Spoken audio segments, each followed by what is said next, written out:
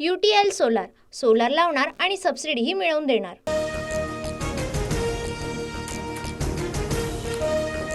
एकनाथ शिंदे यांची तब्येत ठीक नसल्यामुळे डॉक्टरांच्या पथकाकडून तपासणी। शिंदे सध्या साताऱ्यामधल्या दरे गावात विश्रांती घेत असल्याची माहिती। कुणालाही शिंदेंना भेटण्यासाठी परवानगी नाही। 5 डिसेंबरला फडणवीस मुख्यमंत्री पदाची शपथ घेणार। दुपारी 1 वाजता आझाद मैदानावर शपथविधी होणार, सूत्रांची माहिती। माध्यमांच्या चर्चांकडे आम्ही लक्ष देत नाही। एकनाथ शिंदेंच्या गृहमंत्री पदाच्या मागणीच्या चर्चेवर फडणवीसांची प्रतिक्रिया।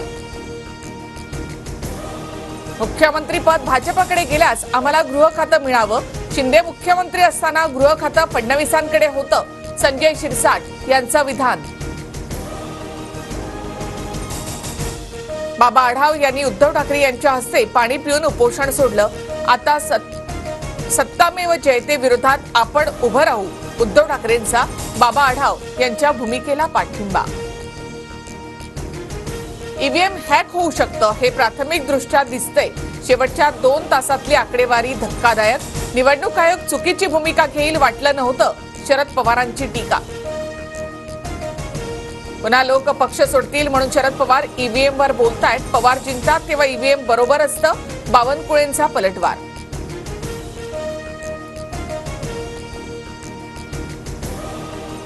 विधानसभेला सरकारी तिजोरीमधून अमाप पैशांचं वाटप। बटेंगे तो कटेंगे हा तर अजबच मुद्दा होता। बाबा आढाव यांचा अदानींसह भाजपवर निशाणा। 5 महिन्यात लोकांचा कौल बदलला तर आम्ही काय करायचं? आढावांच्या ईव्हीएम बाबतच्या संशयावर अजित पवारांचं उत्तर। ईव्हीएम हॅक करता येतं, मी इंजिनियर असल्यानं मला माहिती। महादेव जानकर यांचं मोठं वक्तव्य। ईव्हीएम मध्ये घोटाळा झाल्यानं महायुतीच्या जागा निवडून आल्याचाही आरोप। मोठा निर्णय घ्यायचा असतो तेव्हा शिंदे दरे गावात जातात, पण शिंदे वेगळा निर्णय घेणार असं कुणी समजू नये, संजय शिरसाट यांचं वक्तव्य। मोठा निर्णय घेण्यासाठी हिंमत लागते। ईडी सीबीआयचं भय असणारे मोठा निर्णय घेऊ शकत नाहीत। शिवसेना फोडल्यानं मेहरबानी म्हणून मुख्यमंत्री पद दिलं, संजय राऊतांची टीका।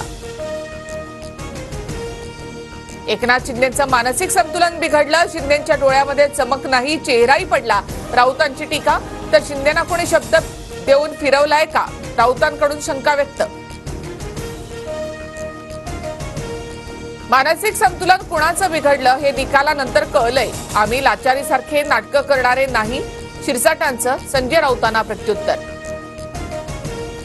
3 डिसेंबरला भाजपच्या गटनेता निवडीसाठी आमदारांची बैठक। भाजपचे निरीक्षक राज्यात येऊन गटनेत्याची निवड करणार। बहुमत असूनही सरकार स्थापन होत नाही हे अशोभनीय। मतं सेट केली जात आहेत, यावर आधी विश्वास बसत नव्हता पण आता बसतोय, शरद पवार यांची टीका। केंद्रीय निवडणूक आयोगाकडून काँग्रेसला 3 डिसेंबरला चर्चेचं निमंत्रण। विधानसभा निकालात फेरफार झाल्याच्या काँग्रेसच्या आरोपांचं निरसन करण्यासाठी चर्चा। फेंगल वादळ आज संध्याकाळपर्यंत तामिळनाडूमध्ये धडकणार। ताशी 70 ते 80 किलोमीटर वेगाने वारे वाहण्याची शक्यता। पुदुच्चेरीच्या काही भागात मुसळधार पावसाचा अंदाज। UTL सोलार, सोलार लावणार आणि सबसिडीही मिळवून देणार।